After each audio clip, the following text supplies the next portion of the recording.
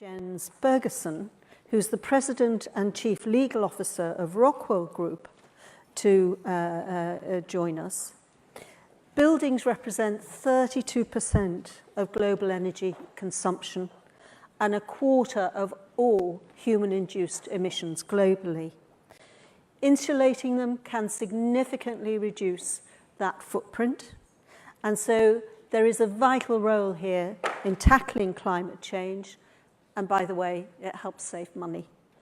And ROCKWOOL, therefore, must be part of any conversation on tackling climate change, as must other businesses in this sector, because they have also a vital role to play. Jens, would you like to come and share your thoughts?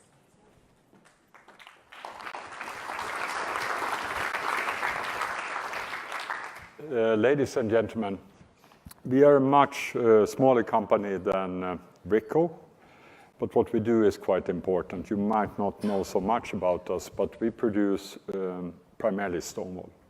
1 year's production from our company over its lifetime will save the equivalent of 5% of the whole EU CO2 and energy. So that's coming here today and talk. I would like to put the focus on a very simple focus area that I hope one day will become a no-brainer in the debate about what to do. In the presentations up to now, you have heard a lot about renewables, new technology, and that's needed. We need to do a lot of that, but there are also some simple things we can do that we can start with today, and it's quite evident why we need to do them. And that is to focus to sort out the issues in a big and low performing sector, which is our existing buildings. And it's the biggest potential of all potentials there are to reduce CO2 and greenhouse gases. So my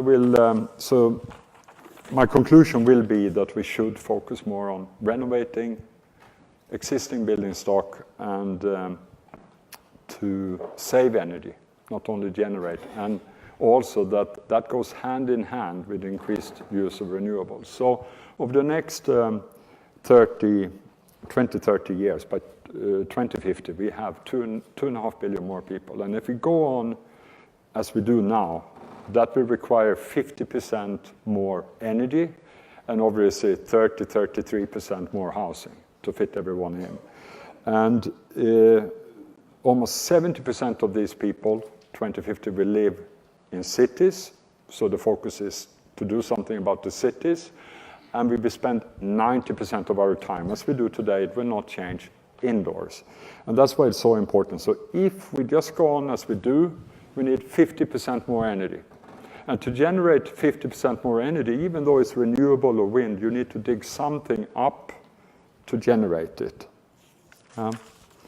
Looking then in the energy scenarios for the 2C goal, the biggest contributor in the 20 or 30 scenarios that have been done, many institutes, all have energy efficiency in there. And 42% of the emission reductions comes from energy efficiency measures. That means saving energy, yet we don't talk about it. Yet we don't map out how to do it. And I'm not quite sure why that is the case.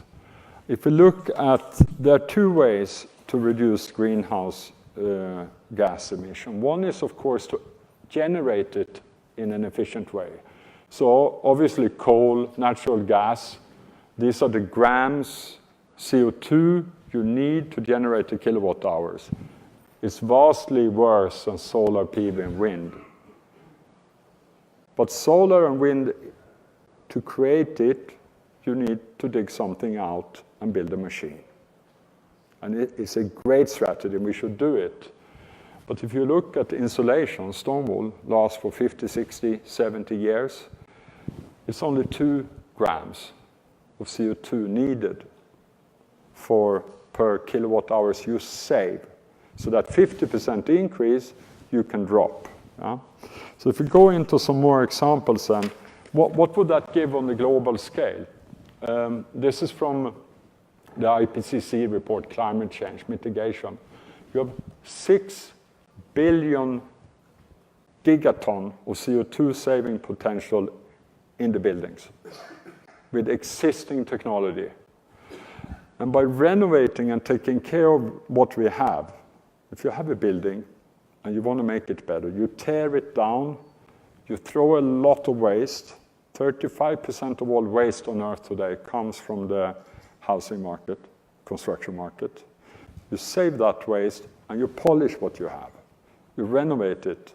And instead of renovating 1% once every 100 years, you renovate now. And if you keep working on that, you can drop the CO2 and the energy consumption of those buildings with 50 up to 90%. And it's not difficult. We know how to do it.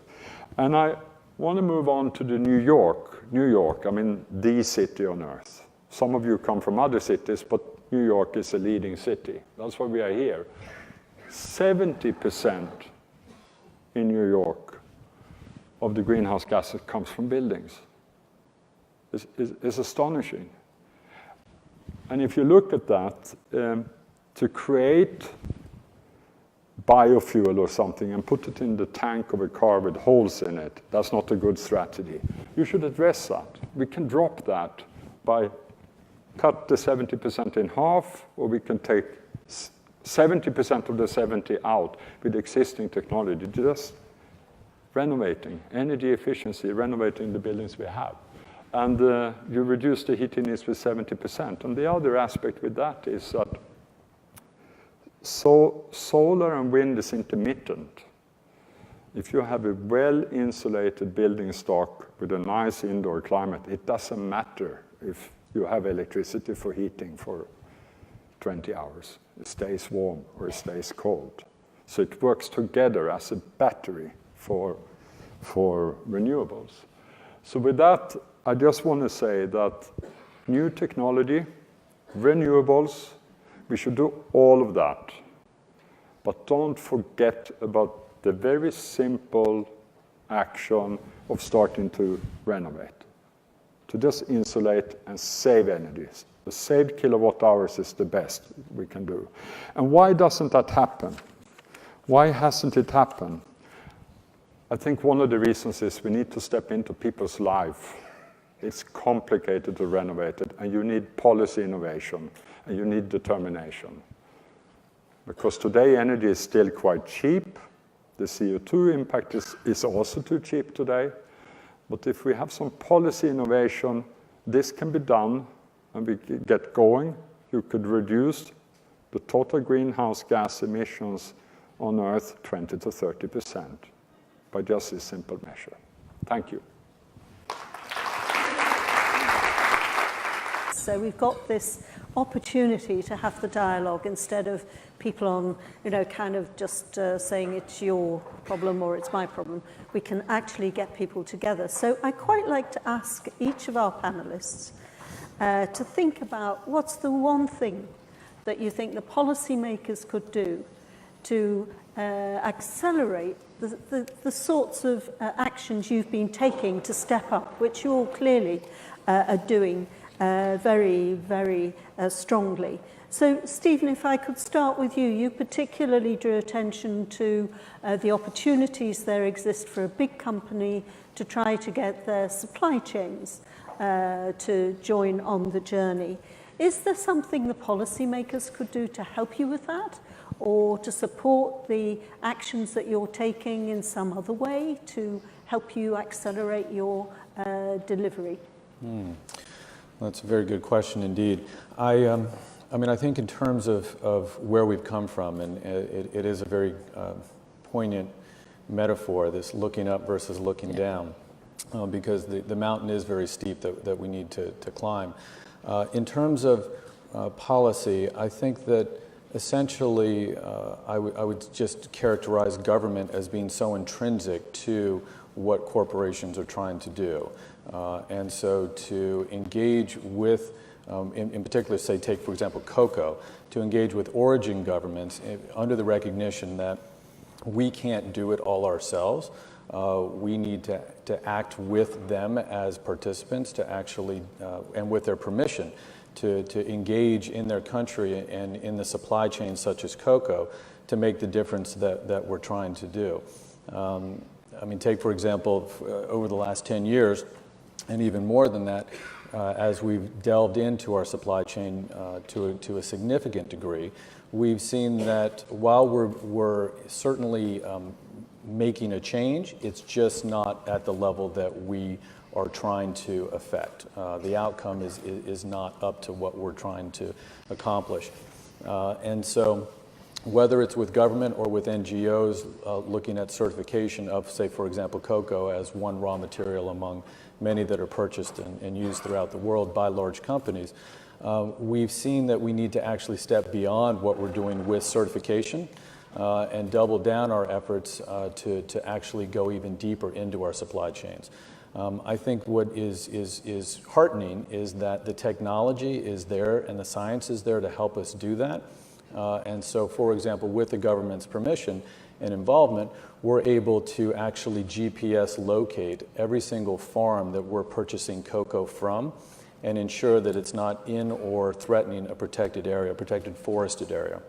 Because, of course, we know that deforestation is a huge contributor to greenhouse gas emissions. So I think that I wouldn't have a particular call out to governments per se, but I would say that it's critical that we have them as actors along the path and that we're prepared to fully engage with them as need be. Thank you. Jens, would you like to? Quite easy.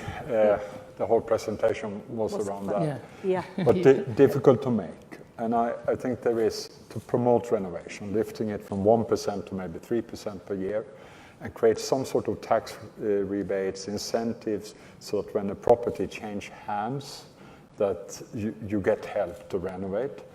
And then I think also get ready for the downturn. We are on an upcycle now. Governments, I think, should get ready for that. In the next downturn, let's use it to create jobs, renovate, maybe rather than quantitative easing. You can use the opportunity of a downturn to sort some of these issues out. So renovation, policy for renovation. Well, that really does build on the remarks you made a moment ago. Is there anywhere that's doing it well? I discussed it, and it's very tricky because you have voters in the buildings. And for example, last year I saw a very interesting presentation from the Californian local government, and they are working on schemes that when an apartment change hands and with incentives, but no one has really fully executed anything yet. I think France are starting to put money and ideas. So I think someone will figure it out, and then we can learn from them and put it together. And it will vary. It will vary in different countries. But it's important to realize the potential. If you realize the potential, I think someone, every country can find their way. Okay. Francesco. Well, I think there is an issue of level playing fields between different energy sources. Today, we still have a lot of places in the world where fossil fuel are subsidized. And that, of course, goes against common sense and goes against the evolution of things, but clearly slows down progress. So I think the removal of subsidies to fossil fuels is needed if we want to accelerate this trend. And the other stuff is about just transition, which is a big cloudy word that basically tries to address a combination of worrisome concerns by a lot of people. The digital evolution, what is it doing to my job? The transition of in a new energy scenario, what is it doing to my job? Am I losing? Am I gaining? Am I on the losing end? Should I fight? Am I on the winning edge? Should I just sit and relax? And that is a big issue which governments and the business community should tackle, telling the truth. Because people know the truth very well, but they shouldn't be told lies. And telling the truth is a big step towards finding a solution. And to what you just said, yes, it is a voter's issue, people sitting in the building and, what are they actually going to do with that? But there's also big potential for a solution, because you have a lot of new businesses coming up with this transition that offer job opportunities, different job opportunities, but job opportunities that might even be more interesting and more fun. So people should be told the whole story, not just your factory is going to be closed, your plant will not have a future, sorry. That's not the way to go, because there would be a pushback. And we need to help governments, because obviously they have their own problems in dealing with the truth sometimes. But we have to protect people from this kind of fake world that is being thrown at them in many ways. Technology is, in this case, helping. It's not something to be concerned about for a change. Let's not just have another debate about what the new jobs are going to be, fewer than the old jobs that are going to be lost. Not true. Not true. We have to be courageous and handle that in the right way. If I may speak to that, I mean, I think that's a very relevant and cogent point. And change is always, scary and a bit threatening. But I think with technology, how we look at it is it's a real opportunity, and it's a real opportunity all the way down to the factory floor, through to how we market and sell our products. And so what we're doing certainly is to commit to our workforce and to our associates and to recognize that they do need training. So we're fully committing to upskill, if you will, 10,000 of our associates this year, and also to utilize what we have called the Mars University, which is a bit of a virtual university. It's not a campus, but we're actually taking it online, so all associates can access it regardless of where they are or when they might be able to. So you don't have to travel to a seminar, if you will. So I think indeed training is critical, and facing into the fact that people will find it scary, but nonetheless there's a real opportunity within it. And I think we heard from our other speakers earlier in the session about how much opportunity the new technologies will give. And one in particular that I think has been delivered. You talked, Francesco, about electrification of industrial processes. Yeah. I mean, given the advantages it can bring, why hasn't that happened more quickly, do you think? Is it about capital investment? Is it about lack of bandwidth for management to do it? And we've got some industries here, so maybe Jens and Stephen will want to respond to this. But what's your perspective on that? What we observe is that just recently, this has become an auctionable potential change. And that is because of the penetration of competitive renewable energy into the mix. Until you have that, it doesn't really make sense. You're going to use fossil fuels to generate electricity, which in turn will be, so at the end of the day, efficiency will just define where is it that energy should stop, electricity. But imagine that you have 30, 40, 50, 60, 70% at the zero marginal cost energy into a mix, which means your electricity costs will go to levels that today are unthinkable. 20 cents, 15 cents. I mean, at that point, you start saying, why am I not using electricity? Because it's cheap, it's reliable, it's not going up and down depending on what oil does now and then, and it's not polluting because it's already deeply decarbonized. So, I mean, it's a no-brainer. It's just that technology enables that just now. So it's a question that today we have this potential in front of us, and the world is already using it, and you will see that when the World Energy Outlook will be out, electricity demand is picking up twice the speed of global energy demand, which means that people are not stupid. They're already getting there. And big corporations are getting into that because they see prices what they are. I mean, it's obvious. Just to comment in it, we have about 45 manufacturing plants, and they were not built yesterday. So they are a product of the industrial history. So today, about 60% of the electricity in the US is fossil and 45% in Europe. It's similar there. There's a lot of electricity, but you need stable electricity, and you can't have interruptions. So I think as that sector moves forward, the factory will move forward, and in 10, 15, 20 years, it's all electrical. And another impact of that is that when everything runs of electrical motors, control system, etc. Today, if you go to dinner and you ask, I have kept asking this question for 3.5 years, will any of your children work in a factory? I have not gotten one single yes today. No one wants a factory, no one believes in the factory jobs. In 10, 15 years' time, I think this will move around. Yes. It will be much cooler to run a big portion of a manufacturing line, creating real value with fantastic computers and sensors. You need to be very qualified. You have learned a lot. You don't need to be a PhD, rather than being an accountant or something else where the computers really threaten you. Yes. So I think a lot of these electrified factories with high levels of IT and all the rest, fantastic places, but we will see that in 10, 15 years when people reevaluate how they look at the factory. Thank you. So we're getting, Please, no, go Stephen, ahead. if No, it's you fine. have a last thought. No, please.